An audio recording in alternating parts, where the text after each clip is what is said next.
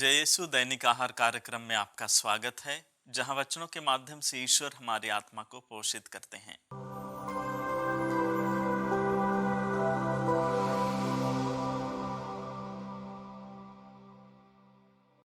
हम सब ने किसी न किसी रूप में दूसरों से सुधार पाया होगा, या कभी न कभी किसी ने हमें सुधारने की कोशिश की है।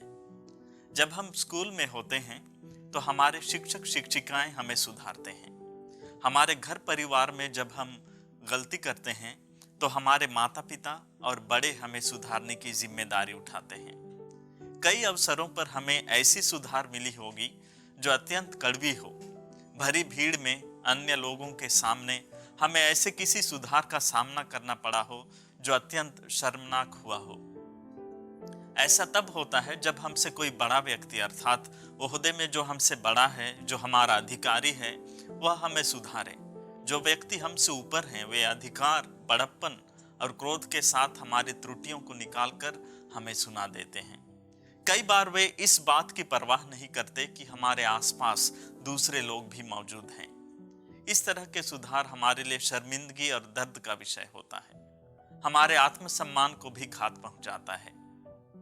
हमारे जीवन में ऐसे लोग भी मिलते हैं जो हमेशा हमारी खामियों को तलाशते रहते हैं, ताकि हमें लोगों की नजरों में गिरा सकें, हमारी गलती निकालकर हमें जलील कर सकें। इस तरह का सुधार अहंकार और ईर्ष्या से भरा होता है, और जहां अहंकार होता है, वहां हानि पहुंचना निश्चित है।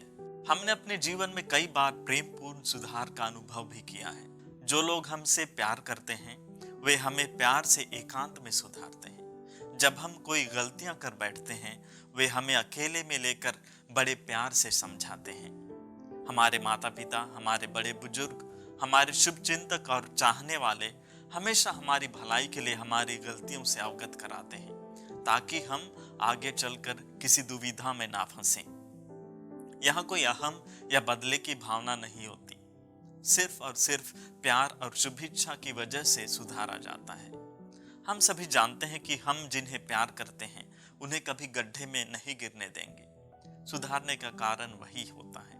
आज के सुसमाचार में प्रभु यीशु इसी तरह के प्रेमपूर्ण सुधार के बारे में कहते हैं। यदि तुम्हारा भाई कोई अपराध करता है, तो जाकर उसे अकेले में समझाओ। इस तरह का प्रेमपूर्ण सुधार तभी संभव है जब हम ईश्वर के सानिध्य और उसके प्यार में जीते हैं। जब हमारे जीवन में ईश्वर की उपस्थिति है।